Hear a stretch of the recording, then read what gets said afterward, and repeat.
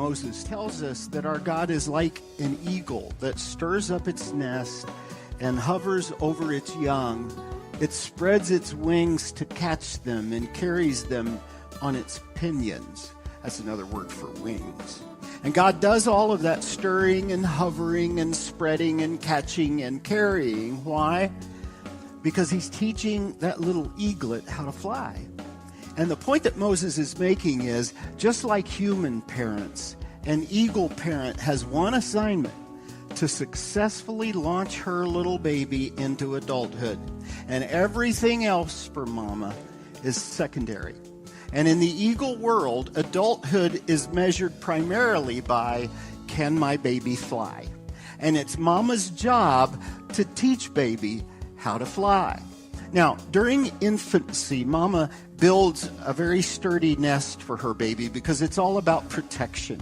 And so the superstructure of the net is made out of large branches, and then it's filled in with smaller branches, and then finally pieces of fur and other soft items. And then just before it's time for the little eagle, or the eggs of the eagle to hatch, mama pulls the soft, downy fur from her own breast to make a cozy little crib for those soon-to-arrive little babies. And then after the little ones hatch, both parents begin foraging for food. And much like human babies, the eaglets have pretty much a life of leisure in the early days. They just eat and sleep, rinse and repeat and rinse, completely surrounded by safety and comfort, 3 squares a day. And they enjoy all of that without ever having to leave the nest. But ultimate eagleness isn't defined by lounging in nests. No, if an eaglet is ever to become an eagle, he's got to find his own way. He's got to find his own food. He's got to fly. So according to Moses, mama begins her baby's flight training by stirring up the nest. I mean, she starts squawking and stomping and squealing, kind of like your mom when you guys are sheltering in place. And then she removes all the fur and the wool, all that cushy stuff that she had once so lovingly provided. But then she goes, whoosh, whoosh, she flaps those strong wings of hers, blowing clean every feather, every fiber, till all that's left are sharp sticks. Sticks that start poking into baby's backside. And baby starts thinking, I don't know if I want to hang here anymore. So he uses his talons, his claws, to stand up.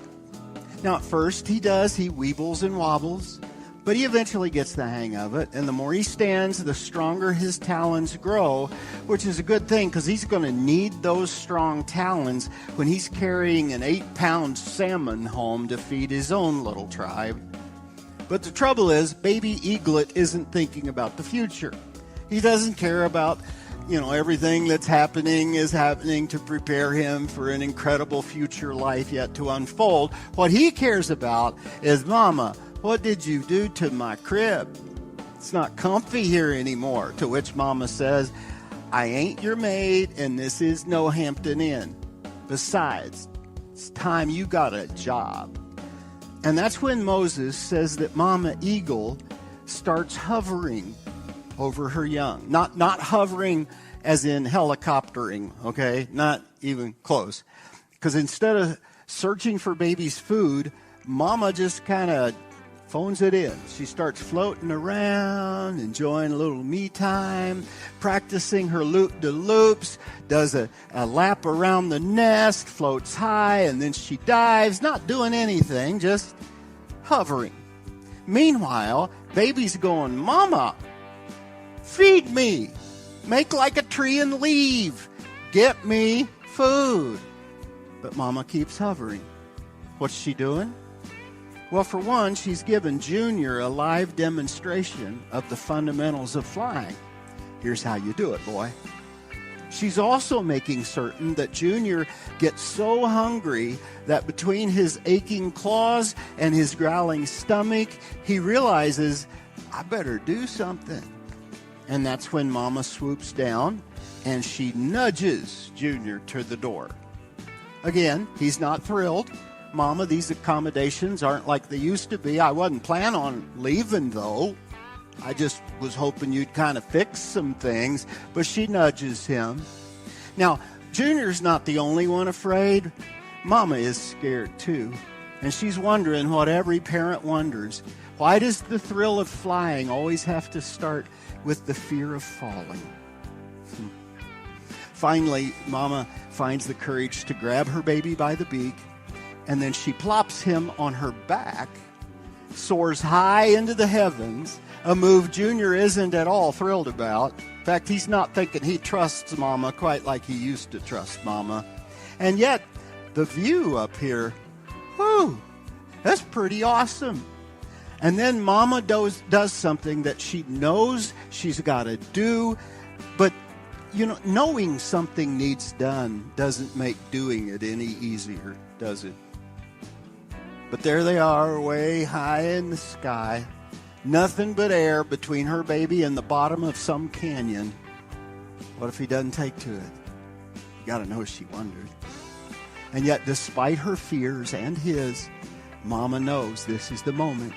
And her mission as a parent is not complete until she does the rest of this assignment. And so, Mama, you're not going to believe this. Mama flips. Seriously. She turns completely upside down, causing Junior to lose his grip and begin a terrifying free fall. And as baby is squawking, "Mama!" he's flipping and flopping, beak over claw, claw over beak, plummeting toward what he's convinced is certain destruction. Meanwhile, Mama's just watching, waiting, hoping her little man is going to figure it out, all the while understanding until my baby finds his wings, he will never discover God's great purpose for his life. But then just before he crashes, Mama does what Moses tells us here she would do. She swoops down and she catches him on those massive wings. Junior's going, "Mama, don't ever do that to me again." But what does she do? She flies right back up to that same high place, and doggone it if she doesn't flip on that kid all over again. "Mama! Can't you just hear it? Child abuse, citizens arrest, citizens arrest. Mama, why are you trying to kill me?" See, Mama knows given enough tries, he'll figure it out. He'll eventually realize, dude, I got wings too. Oh, this is cool. Now, it might take 3 or 4 free falls, but he's going to stretch out his own wings. He will.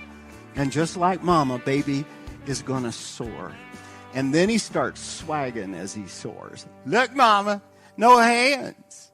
Although I am using these awesome wings. I'm flying, Mama." All that to say this.